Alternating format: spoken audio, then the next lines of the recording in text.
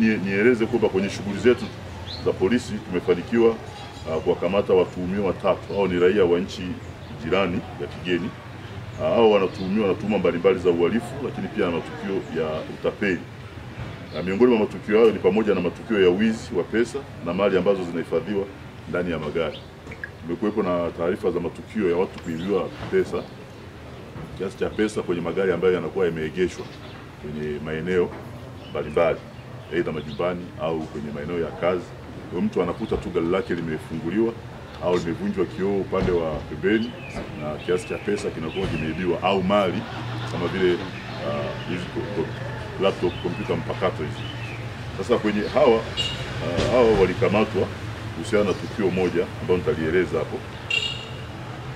Hawa walikamatwa kwa hatua, tulikuwa tunafuatilia tukio ambalo lilitokea Februari 11 mwaka 2025 asubuhi katika mtaa wa Forest, kata ya Boma, wilaya na manispaa ya Morogoro, ambapo waliiba kiasi cha shilingi milioni 14.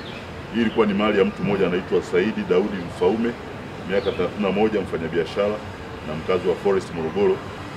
Hao walifanikiwa kuiba kutoka kwenye gari la kwake lenye namba T 357 CWF ambalo walilifuatilia. Huyu mtu alitoka kwenye mmojawapo ya taasisi za kifedha kwa maana ya benki, kuchukua kiasi cha pesa na alihifadhi kwenye gari.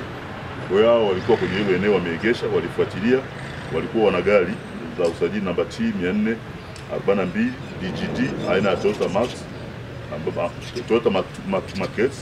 ambayo nayo tumeikamata, tunaifuatilia, hatujatambua mwenye nalo.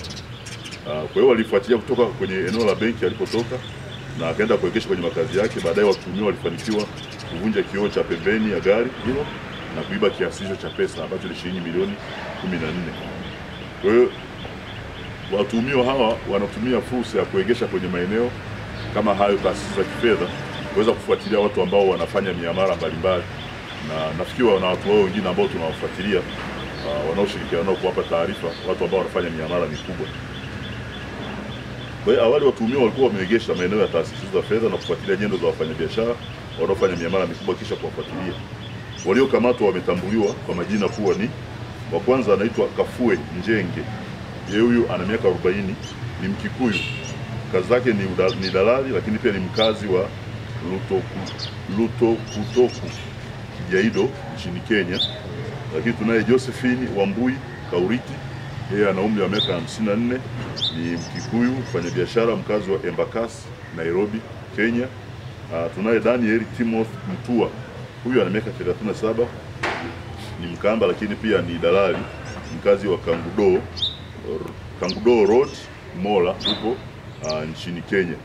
Kwa hiyo hawa pamoja na watu wengine ambao ni wa Tanzania sasa wanakuwa wanafanya hizo shughuli za utapeli na wizi ambao nimeueleza, na penyewe uchunguzi unaendelea zaidi kuweza kubaini matukio mengine ambayo hao wameyafanya kwenye maeneo yetu. Na kama kuna wananchi ambao wanafahamu walifanywa matukio kama haya, ni vizuri kuja kufika kutoa taarifa zao polisi au kuja kuwatambua watuhumiwa, kuzingatia kwamba uchunguzi wetu unahusisha matumizi ya teknolojia mbalimbali kuweza kuwafahamu watu kama hao.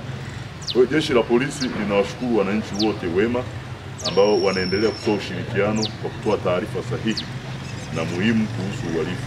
Aidha, linaomba ushirikiano zaidi hasa wakati huu mwezi mtukufu ambao kuna ibada muhimu za toba za mfungo wa mwezi mtukufu wa Ramadhani na mfungo wa Kwaresma. Taarifa zote zinapokelewa na kufanyia kazi kwa weledi na unyenyekevu mkubwa bila kumwathiri mtoaji wa taarifa.